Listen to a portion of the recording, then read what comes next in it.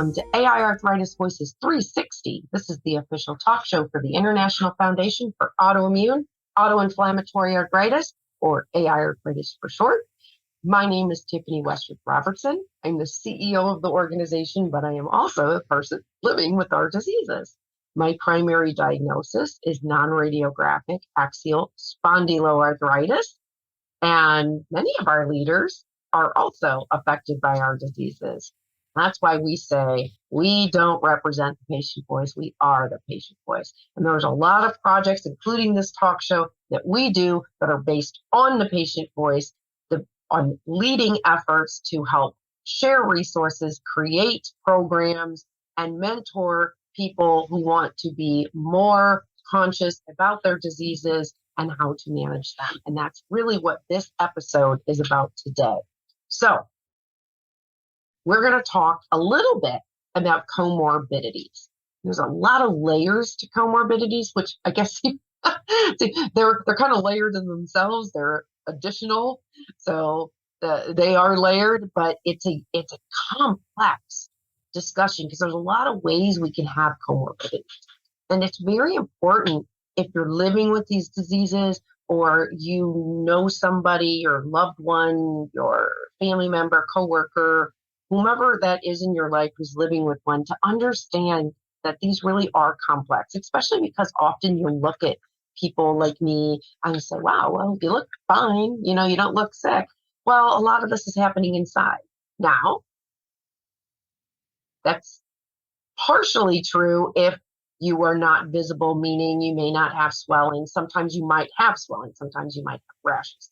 Sometimes that helps people actually understand, oh, something's going on. But a lot of times it's invisible.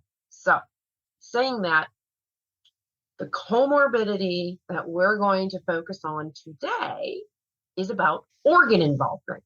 Now, you might say, organ involvement? Oh, I thought this was just arthritis. Nope. So AiArthritis focuses on just the auto, meaning autoimmune or autoinflammatory, different sizes, different parts of the immune system. Those diseases that include more often than not, an inflammatory arthritis along with them. So that is where it is AiArthritis, autoimmune arthritis, autoinflammatory arthritis. And those are only about 20 some odd diseases. The auto diseases are like 100 and who knows, 20 plus. So we really narrow down the diseases to just those that are most like each other with that arthritic component as sort of the connecting feature. So in saying that, these are systemic full body diseases.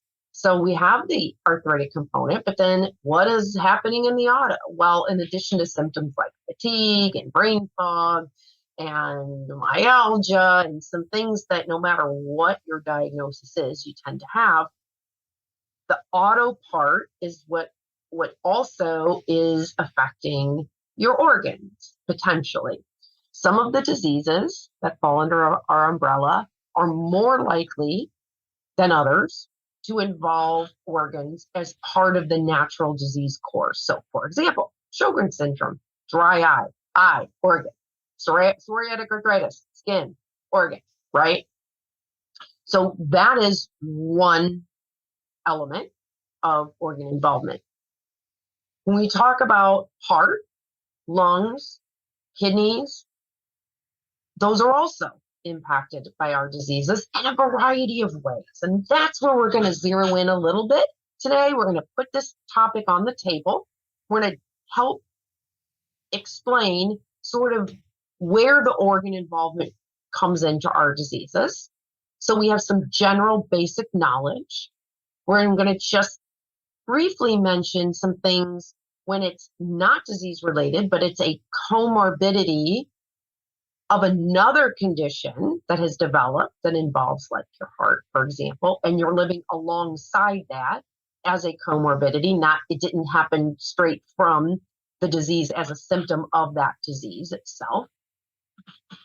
And then we're going to branch off after this episode into many conversations based largely on what we learn as we take off this week to Milan, Italy, for one of the largest rheumatology research conferences annually, which AiArthritis always attends, and we're attending. And some of the sessions are specifically about comorbidities in our diseases. So we're going to introduce you to the topic today to get you thinking about it.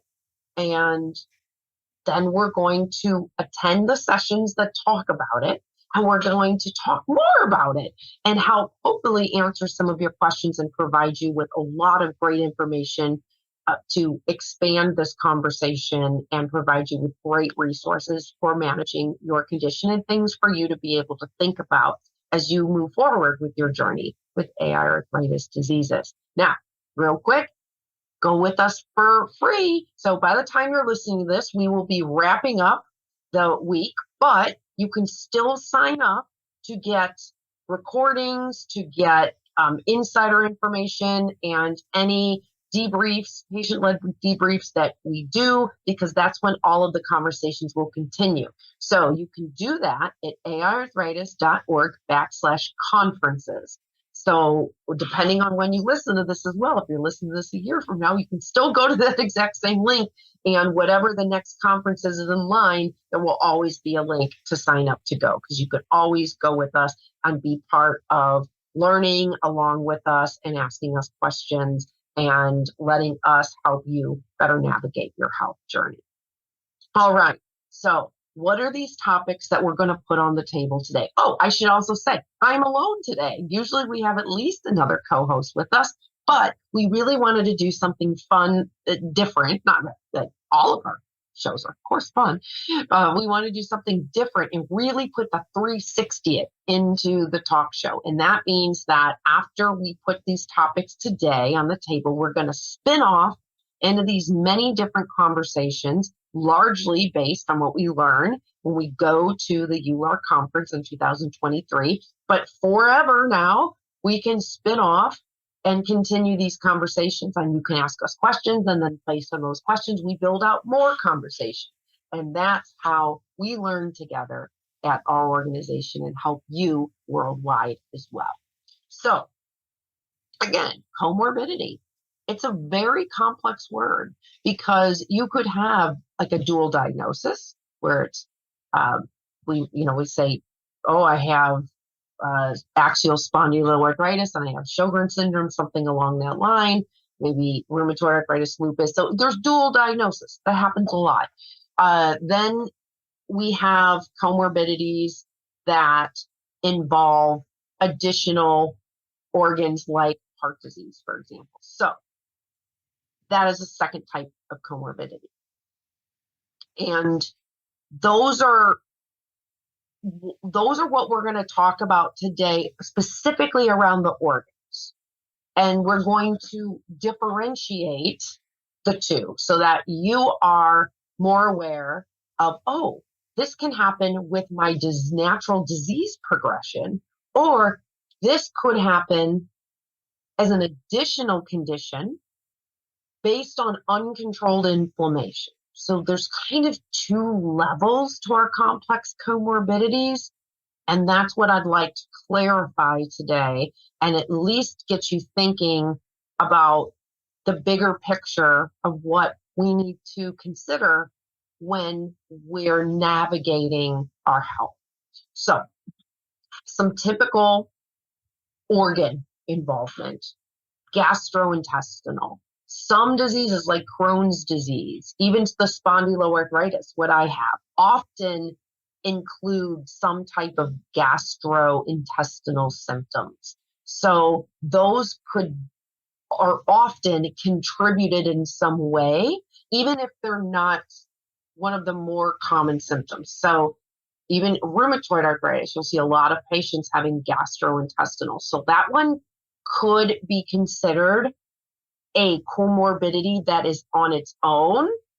It also, depending on which diagnosis you have, it could be, all right, that often crosses over or is actually a symptom. So just understanding where you fall in that spectrum could be very important. And you could be having these symptoms and saying, I didn't even know that that could be associated with my disease. Another one that we're going to put on the table is heart and lungs and kidneys. And we're also I also wanted to mention something that we've not talked about really before. It's a fairly newer disease called IgG4 or IgG4 related disease. I see RD after it quite often.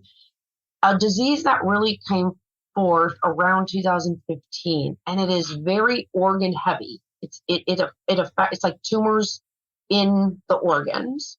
And the reason we're going to put it on the table today as a potential comorbidity is because it has often been associated with Sjogren's syndrome. It's been associated with rheumatoid arthritis, with lupus, with sarcoidosis, with Still's disease. So many of the diseases that fall under our umbrella, it really is worth us as an organization exploring. Is there like more of us that have this than we know? Is that part of what we think is a natural organ involvement in our disease? So we want to help kind of untangle that and investigate more.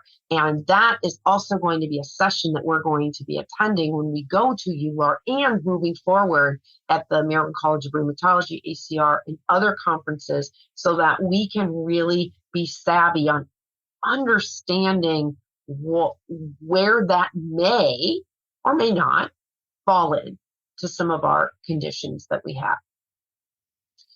So I'm going to first talk about the heart. So some of our diseases could involve inflammation of the heart. Still's disease, for example, is one of them, that you could have pericarditis or inflammation of the lining very early, even as a first symptom. And then other diseases like rheumatoid arthritis or psoriatic arthritis, or spondyloarthritis, or many of our diseases, it could lead to heart disease. And just by being diagnosed, for example, with rheumatoid arthritis, we know there is a 20% increase on developing heart disease. And it's really based on that uncontrolled inflammation that's happening if we're not controlled. So it really lends into the whole reasons why making sure that we do our best to keep our inflammation under control is vital, because knowing we're at higher risk to develop this is something that could potentially be prevented or lessened.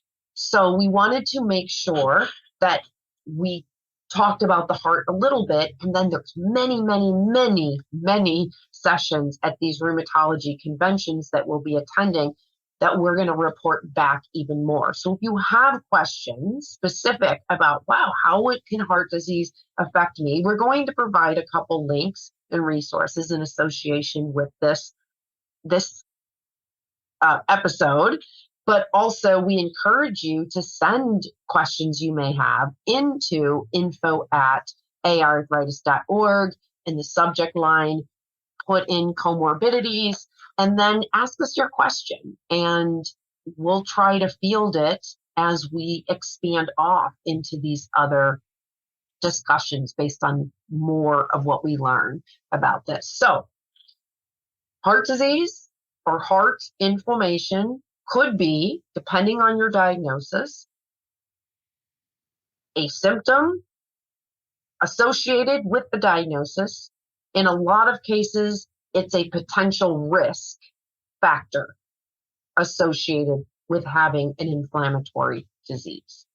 Now, one thing you might say, oh my gosh, well, what can I do? Well, you could follow some recommendations like from the CDC, from doctors, on if anybody to prevent developing heart disease, which is the same are the same recommendations. So things like lowering your blood pressure or watching for high cholesterol, obesity, and smoking both can contribute to heart disease. So especially if you have one of our diseases, you want to think about how you could potentially control some of those, and that could lessen the chances of developing that comorbidity. Let's talk about lungs. So again, some diseases that fall under our umbrella affect the lungs more than others. And in those diseases, it's considered more along the lines of, oh, yes, that is how this progresses in your disease. So ones like, again, Still's disease or sarcoidosis, for example, more likely in that lung area. But a lot of our diseases could also impact the lungs. You may have heard of rheumatoid arthritis lung, and that was something that came up a few years ago when we were starting to attend some of these conferences. So interstitial lung disease, or ILD, hearing it a lot more. And I know there's some sessions specific to rheumatoid arthritis that we're going to be attending, but ILD also can affect people with scleroderma or systemic sclerosis, you might hear it called, where it's affecting some scarring, potential scarring or inflammation around the sac of the lungs.